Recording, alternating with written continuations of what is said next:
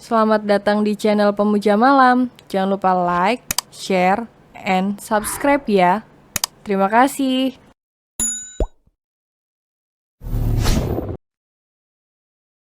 Chapter 20. Aku ikut kemana suamiku membawaku.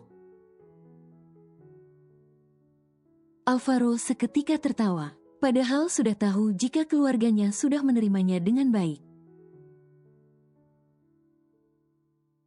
Tapi kekasihnya ini seolah takut jika ditolak. Alvaro menggenggam tangan Abe dan membawanya masuk. Pintu terbuka setelah terdengar suara bel. Seorang pelayan tersenyum saat melihat tuan mudanya membawa seorang gadis. "Selamat datang, Nona," ucap pelayan itu dengan menunduk hormat. "Terima kasih, Bu," balas Abe dengan menunduk pula. "Mama ada Big?" tanya Alvaro. "Ada, lagi di belakang sama Tuan," jawab pelayan itu. "Ayo sayang, kita langsung ke belakang menemui Mama dan Papa," ajak Alvaro. Abe hanya menurut saja, sementara pelayan tadi langsung ke dapur untuk membuat minuman. Pelayan itu menceritakan jika calon istri tuan muda mereka sangat sopan dan ramah. Mereka yang mendengarnya pun penasaran, seperti apa gadis yang dibawa tuan mudanya itu? Seperti apa ya calon nona muda? Cewek cantik seksi seperti Nona Desi aja ditolak. Tanya pelayan satunya, cantik, baik dan sopan. Beda jauh dengan Nona Desi yang arogan, gak ada apa-apanya. Jawab pelayan yang tadi membuka pintu untuk tuan mudanya. Alvaro dan Abe sudah tiba di belakang mansion. Ardina dan Billy belum menyadari kalau Alvaro datang membawa Abe. "Ma, Pa," panggil Alvaro. Keduanya pun menoleh karena merasa dipanggil. "Oh, menantuku," ucap Ardina lalu berlari kecil memeluk Abe. Seolah tidak bertemu beberapa bulan saja. Padahal tadi di kantor sudah bertemu. Billy dan Alvaro hanya geleng-geleng kepala melihatnya. "Papa tidak senang?" tanya Alvaro. Billy menoleh. "Papa senang, tapi tidak seperti itu juga," jawab Billy. Kemudian pelayan pun datang dengan membawa minuman dan cemilan. 5 orang pelayan semua ikut ke belakang hanya ingin melihat nona muda mereka. Namun mereka tidak berani mendekat. Mereka memuji Abe yang jauh beda dari Desi. Bahkan mereka mengibaratkan bagai langit dan bumi. "Ayo sayang." Ardina menuntun Abe untuk duduk di kursi taman belakang itu. Abe sebenarnya takjub melihatnya. Hanya saja ia masih bisa menutupi kekagumannya pada mansion dan semua yang ada di sekitarnya. Abe tersenyum. Perasaannya kini menghangat saat diperlakukan baik oleh Ardina. Padahal sebelumnya juga seperti itu. "Terima kasih, Ma," ucap Abe. "Untuk apa?" tanya Ardina. "Untuk semuanya, kebaikan Mama, perlakuan Mama padaku. Dan sudah menerima aku dengan sangat baik," ucap Abe. "Kamu bicara apa sih? Kamu itu juga anak Mama," jangan bicara seperti itu lagi. Mama tidak pernah mempermasalahkan pilihan Al. Jika gadis itu cocok untuknya, berarti cocok juga untuk kami. Mama yakin pilihan Al adalah yang tepat, ujar Ardina. Pelayan yang tadi menyaksikan pun ikut senang. Mereka juga sependapat dengan pilihan tuan mudanya itu. Mereka pun segera membubarkan diri untuk melanjutkan pekerjaan masing-masing. Alvaro hanya mengobrol dengan sang papa. Karena Abe sudah pasti dikuasai oleh mamanya. Tapi ia bahagia saat melihat orang tuanya bahagia. Karena pilihannya tidak mendapatkan tentangan dari orang tuanya. Sebenarnya Ardina dan Billy tidak pernah menentang pilihan Alvaro itu sendiri.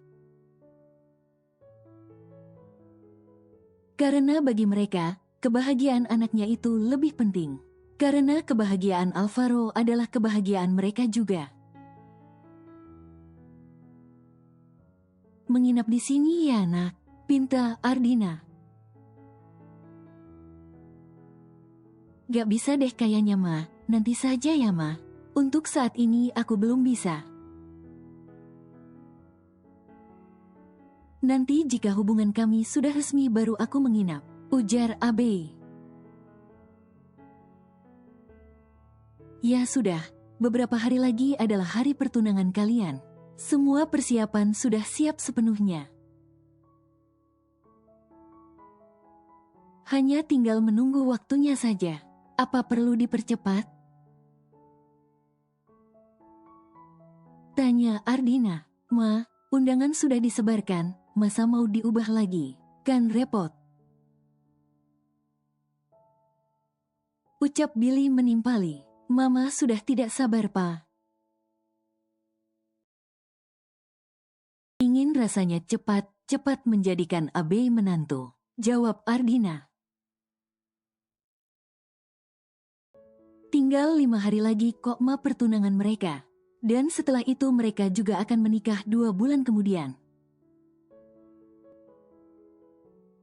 Ucap Billy. Ya, mereka berencana ingin menikahkan Alvaro dan Abe 2 bulan setelah pertunangan resmi mereka. Bagi Abe itu terlalu cepat. Sedangkan bagi Ardina waktu 2 bulan terasa lama. Karena Abe masih ingin berkarir. Sebagai seorang pekerja keras, Abe ingin mencapai impiannya untuk membahagiakan mamanya.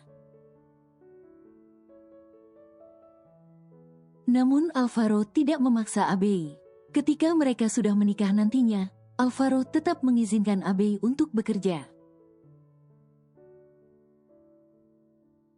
Dan Abe setuju, selama mereka belum memiliki anak. Alvaro tidak melarang untuk Abe terus bekerja. Rencana masalah anak, Ardina sudah melarang mereka untuk menyewa babysitter. Mengingat maraknya kejahatan yang terjadi pada anak, karena ulah pengasuh yang tidak bertanggung jawab. Membuat Ardina ragu untuk menyewa jasa pengasuh. Bahkan Ardina sendiri yang menawarkan diri untuk mengasuh cucunya nanti. Ardina sudah berangan-angan ingin segera memiliki cucu. Itu sebabnya ia ingin secepatnya menyuruh Alvaro menikah.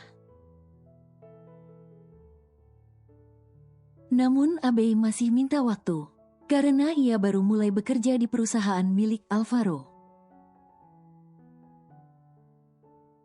Tapi percuma saja Abe minta waktu, karena kedua orang tua Alvaro dan mamanya Abe sudah menetapkan waktunya. Abe hanya bisa pasrah dan mengikuti kemauan mereka. Namun Abe juga mengajukan syarat pada Alvaro. Bahwa ia jangan dikekang dalam melakukan sesuatu, yang pasti masih di batas sewajarnya. Kalau melampaui batas, mana mungkin Alvaro mengizinkannya. Setelah menikah kalian akan tinggal di mana?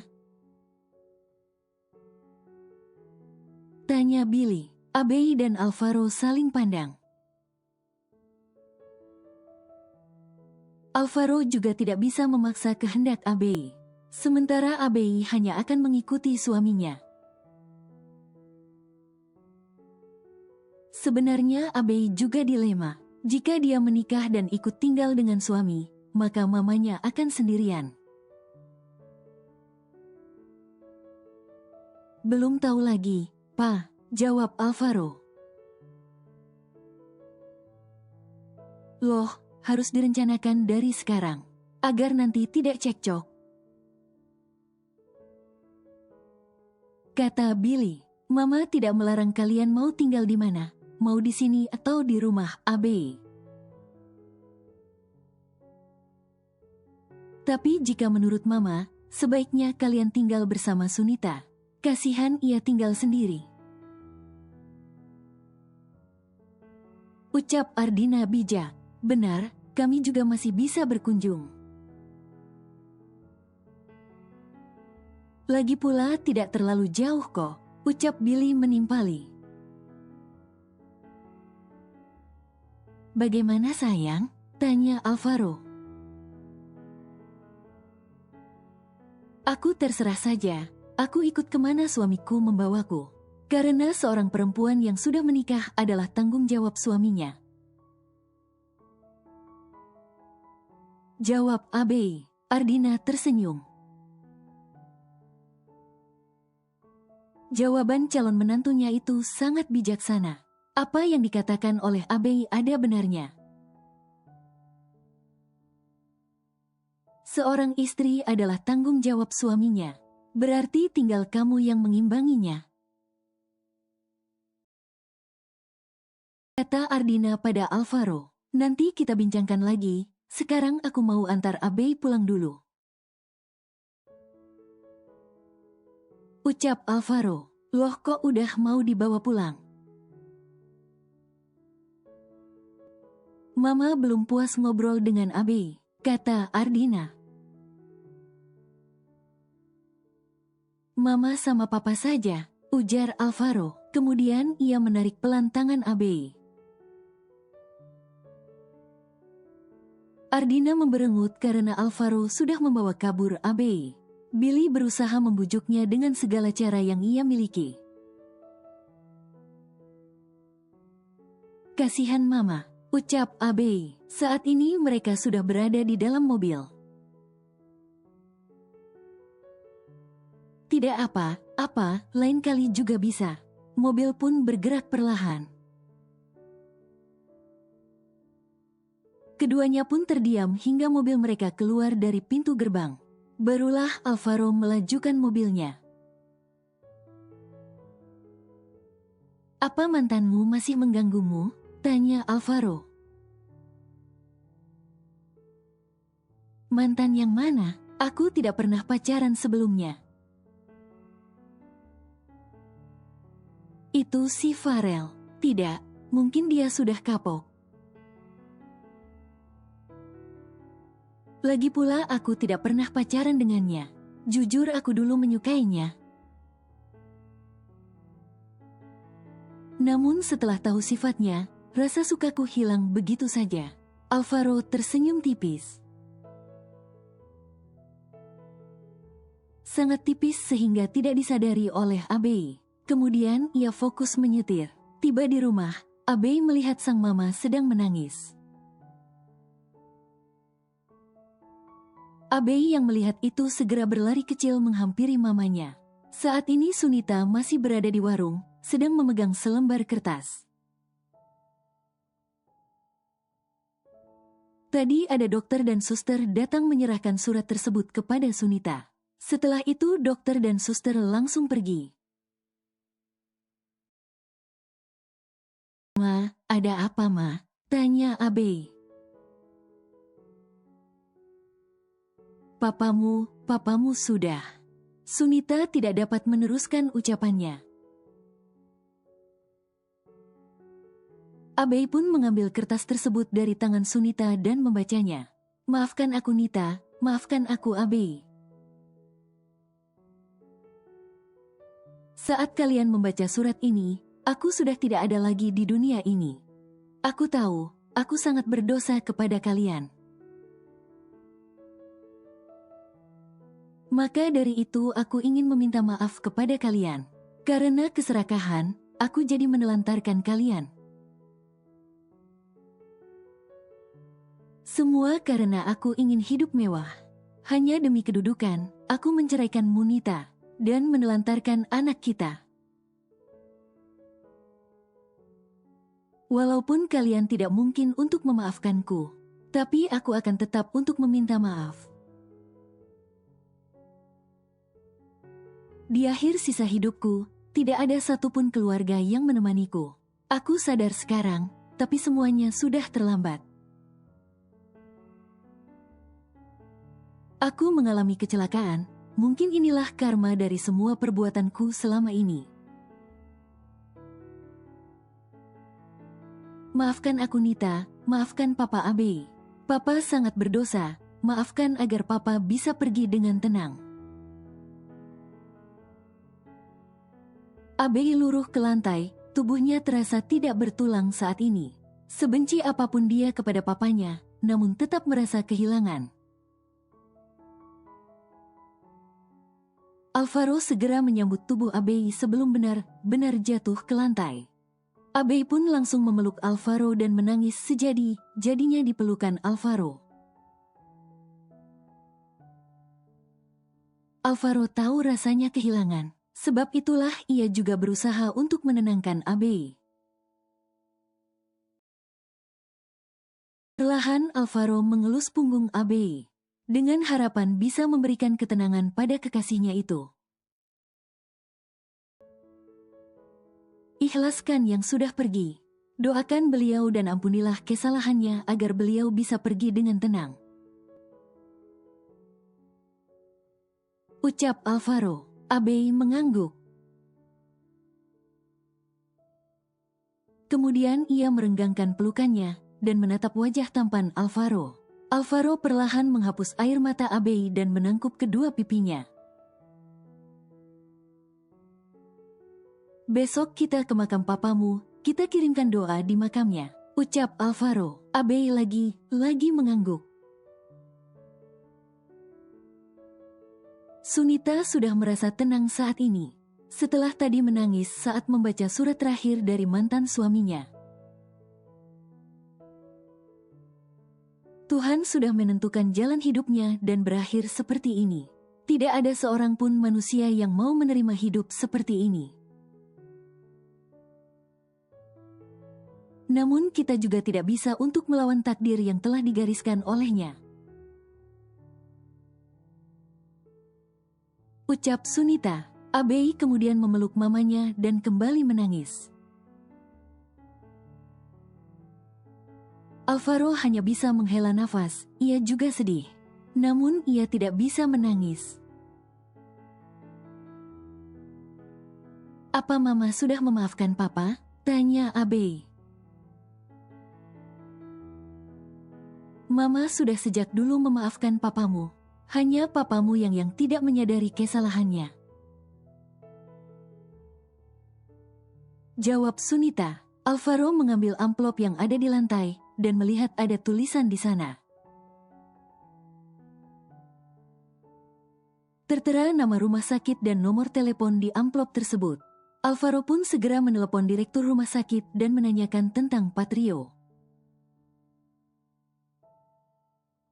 Ternyata Patrio sudah dikebumikan oleh pihak rumah sakit, karena tidak ada yang mengurusnya. Beruntung dokter yang merawat Patrio itu baik. Dia yang mengurus semuanya dari perawatan hingga mengurus pemakaman jenazahnya.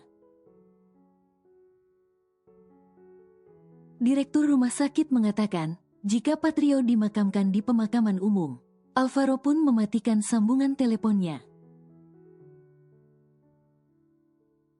Setelah mendapatkan informasi tentang pemakaman dan tempat Patrio dimakamkan, sementara di dalam penjara, Sinar dan Fatia yang mengetahui hal tersebut pun berteriak seperti orang gila. Terutama Sinar, karena Patrio juga menulis surat untuknya dan disampaikan oleh dokter yang merawatnya. Sinar mengamuk. Bagaimana tidak, kehidupan keluarganya hancur, perusahaannya bangkrut. Penjaga sipir pun memborgol Sinar dan memindahkannya ke ruang tahanan lain. Sinar menangis, sebentar tertawa lalu menangis lagi. Sipir penjara yang melihatnya pun bergidik ngeri, karena tawanya sangat menyeramkan. Rambutnya awut-awutan, tidak terurus. Sudah persis orang gila sungguhan. Sedangkan Fatia hanya bisa menangis, namun tiba-tiba menjerit. Akhirnya polisi memutuskan untuk membawa keduanya ke RSJ untuk perawatan lebih lanjut. Karena polisi menduga jika mental mereka terganggu. Kasihan sekali. Ucap sipir wanita. Ya, untuk tahanan wanita, penjaga sipirnya juga wanita. Iya, cantik kok narapidana, ujar sipir 2. Sinar dan Fatia disuntik terlebih dahulu, agar tidak mengamuk saat dibawa. Dengan begitu mereka tidak akan kerepotan. Hari berikutnya, Abei dan Sunita ditemani Alvaro mengunjungi makam Patrio. Biar bagaimanapun, mereka tidak bisa sepenuhnya membenci Patrio, apalagi orangnya sudah meninggal. Mereka keluar dari mobil saat tiba di pemakaman umum, di mana Patrio dikebumikan. Tadi saat di perjalanan, Abei membeli bunga mawar terlebih dahulu untuk ditabur di makam Patrio. Ketiganya menyelusuri jalan setapak menuju makam yang berjejer rapi, sambil memperhatikan nama di batu nisan di makam tersebut. Akhirnya mereka pun menemukan makam yang masih baru, dan diberi nama Patrio, serta tanggal lahir dan tanggal wafatnya. Abei, Sunita dan Alvaro segera berjongkok. Karena masih baru, jadi tanahnya pun masih terlihat basah, dan belum ditumbuhi rumput. Abei membaca doa untuk sang papa. Walaupun ia tidak dianggap, namun ia masih mendoakan papanya. Pa, biarpun papa mengabaikan kami selama ini, tapi kami tetap menyayangi papa, hanya saja dengan cara yang berbeda. Maafkan kami juga, Pa. Di akhir hayat papa, kami tidak bisa menemani papa. Tidak bisa mengiringi kepergian papa. Ucap Abei. Abei pun menaburkan kelopak bunga pada makam tersebut. Kemudian disusul Sunita dan Alvaro. Setelah merasa cukup, mereka pun berpamitan. Tidak ada yang menjawab, karena di depan mereka hanya benda mati. Alvaro membuka pintu untuk Sunita. Sementara Abei membuka pintu sendiri. Abei malah senang jika mamanya diperlakukan seperti itu. Kemudian Alvaro pun masuk ke dalam mobil. Mobil bergerak perlahan meninggalkan area pemakaman tersebut. Kita mau kemana? Mungkin ada yang diinginkan? Tanya Alvaro. Kita pulang ke rumah saja nak, mumpung masih pagi. Mama ingin buka warung saja. Jawab Sunita. Baiklah Ma, aku pikir ada yang ingin dibeli. Tanya Alvaro. Alvaro pun melajukan mobilnya. Saat tiba di rumah, Ternyata sudah ada Ardina dan Billy sedang menunggu mereka di teras rumah. Ardina tersenyum melihat kedatangan mereka. "Ma," sapa Abei, kemudian mencium tangan Ardina. Ardina pun mencium kening Abei.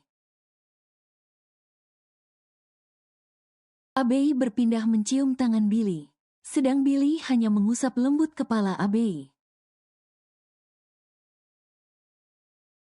"Sudah lama menunggu, Din?" tanya Sunita. "Belum, baru 10 menitan. Oh ya, kami kemari ingin makan gado-gado. Sudah lama tidak memakannya, jadi kangen," jawab Ardina. "Kalau begitu mari aku siapkan dulu bahannya.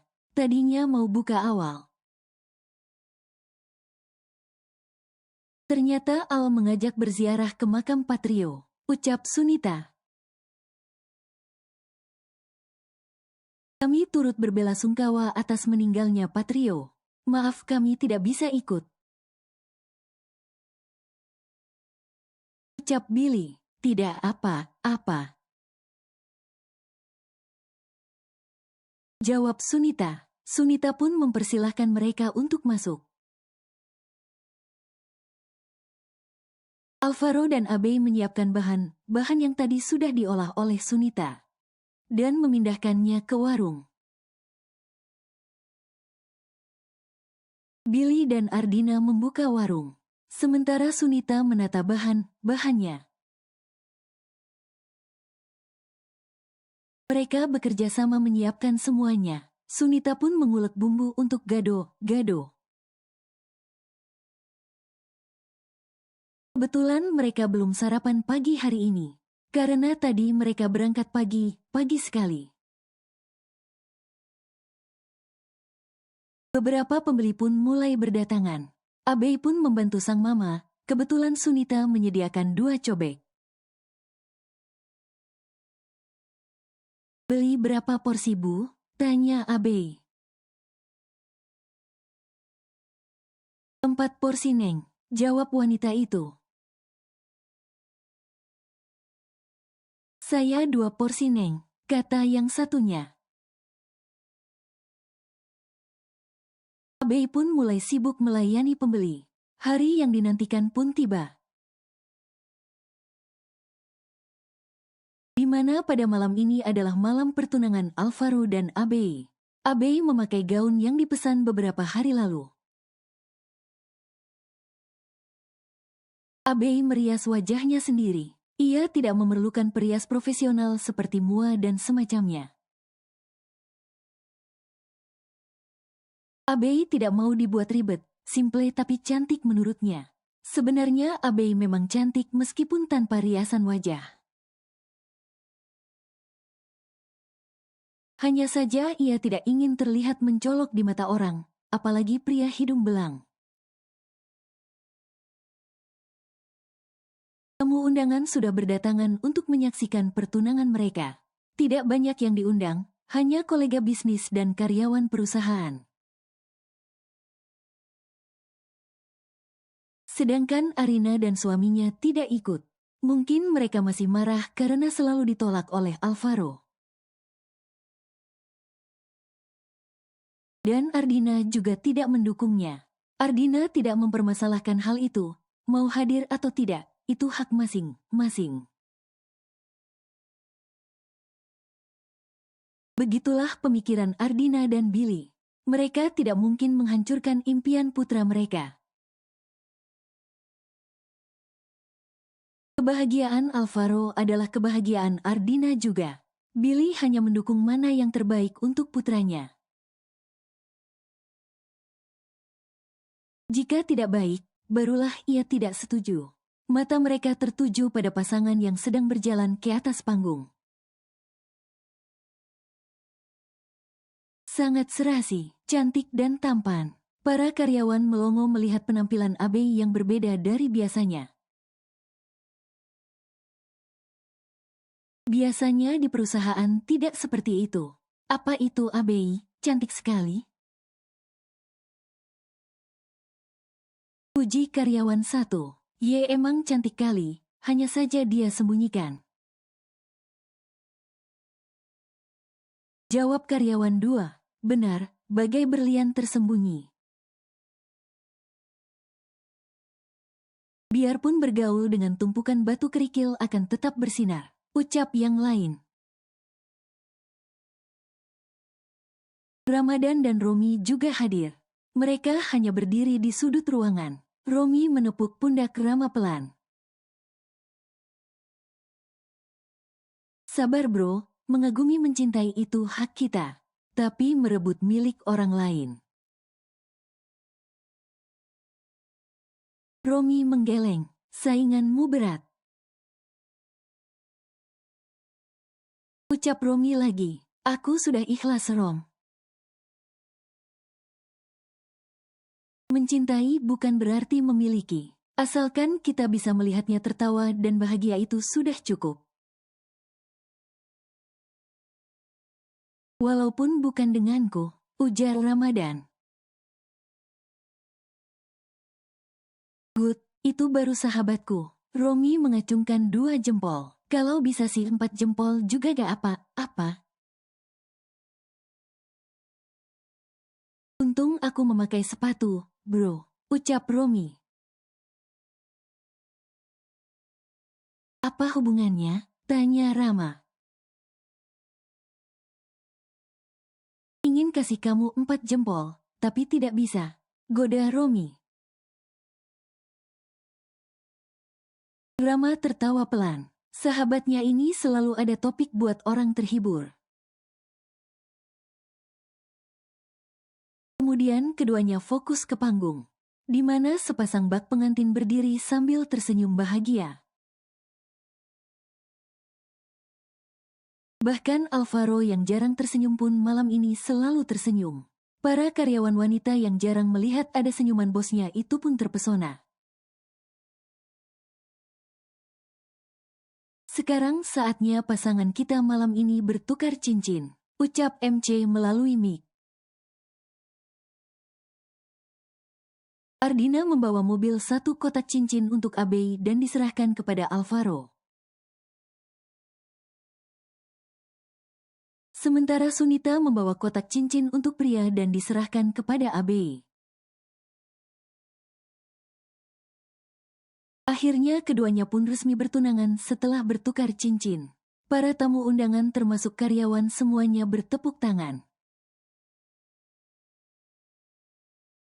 Dari naik ke atas panggung dan mengambil alih mic dari MC. Dari berdehem terlebih dahulu sebelum memulai berbicara. Mohon maaf para tamu undangan semuanya. Di sini, di hadapan kalian semua, aku ingin mengungkapkan perasaanku pada seorang gadis. Aku dari Malvin ingin mengatakan, aku mencintaimu Dea.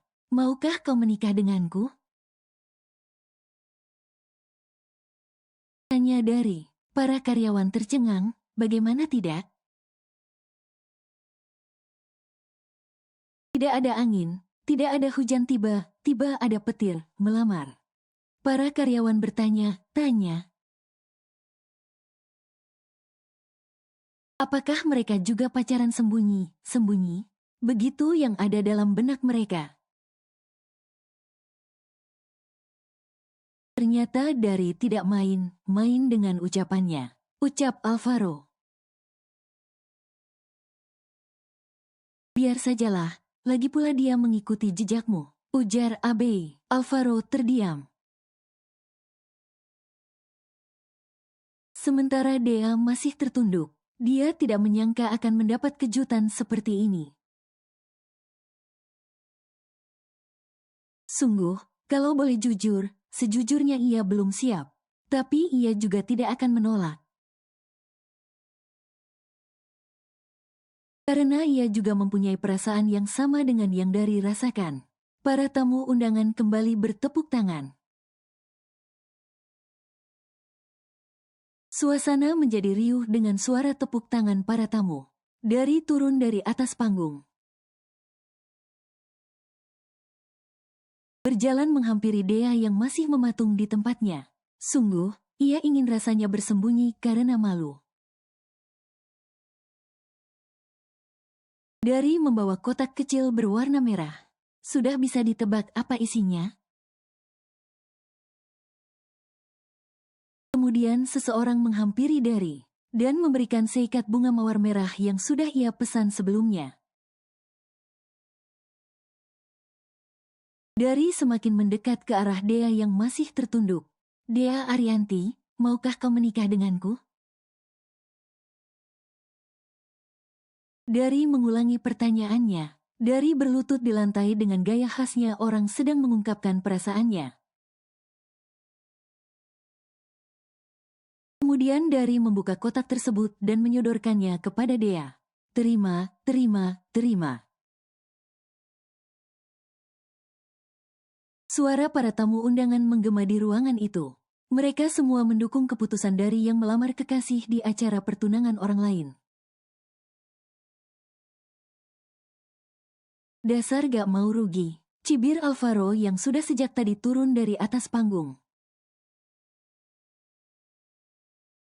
Biarkan saja, yang penting mereka bahagia, ucap Abe menimpali.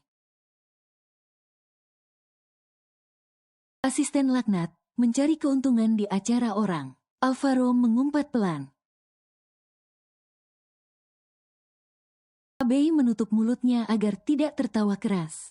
Dari masih menyodorkan kotak cincin kepada Dea.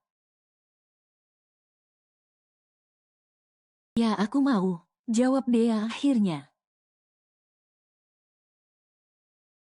Semua orang bertepuk tangan mendengar jawaban Dea. Hanya satu orang yang tidak bertepuk tangan, yaitu Alvaro. Karena ia masih jengkel, acaranya diambil alih oleh Dari. Setelah acara lamaran tersebut, para tamu undangan pun dipersilahkan untuk makan. Nanti aku akan melamarmu kembali di depan ibumu, ucap Dari. Apa kamu tidak menyesal? Tanya Dea. Aku menyesal jika tidak mendapatkanmu. Sejak pertama melihatmu, aku sudah menyukaimu.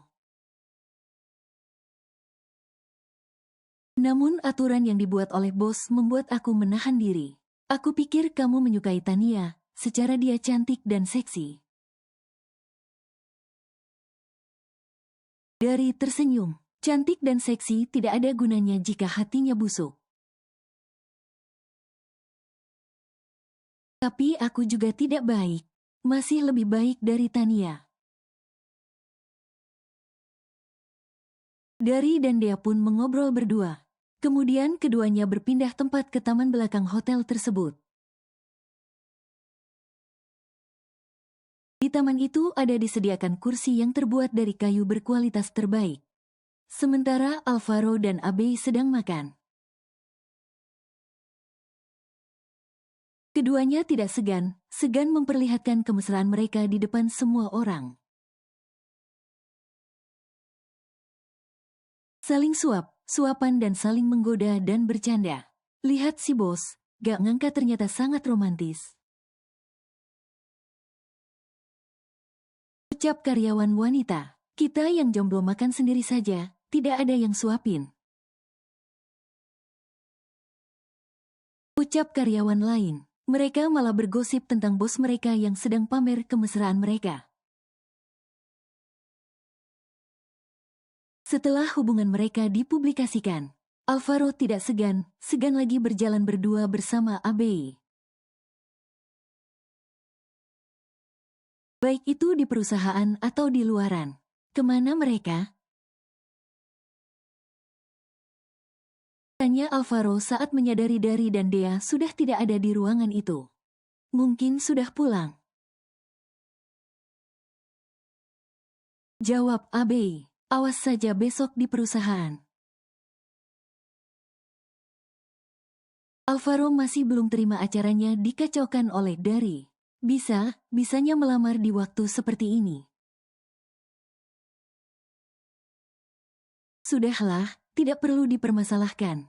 Lagi pula ada perlu apa, dia juga yang disuruh.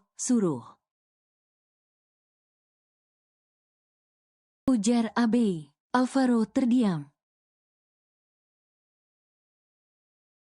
Sebenarnya ia bahagia karena asistennya tidak lagi jomblo.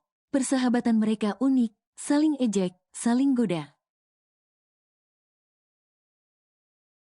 Bahkan mereka sering bertengkar hanya karena masalah sepele. Namun mereka juga saling mengingatkan jika salah satu dari mereka mengambil jalan yang salah.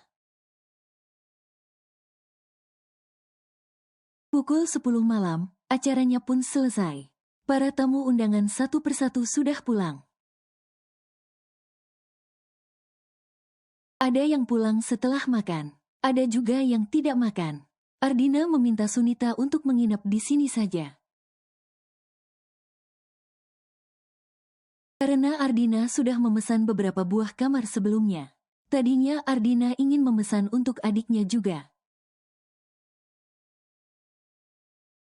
Namun ternyata sang adik tidak datang. Jadi ia meminta Sunita dan Abe yang menempatinya. Mama boleh tidur bersama Abe, ranjangnya besar kok ma, kata Alvaro pada Sunita. Jadi merepotkan, jawab Sunita. Tidak kok, ini sudah terlalu malam jika mau pulang. Lebih baik besok pagi saja, kata Ardina. Ayo ma, aku antar ke kamar, tawar Alvaro.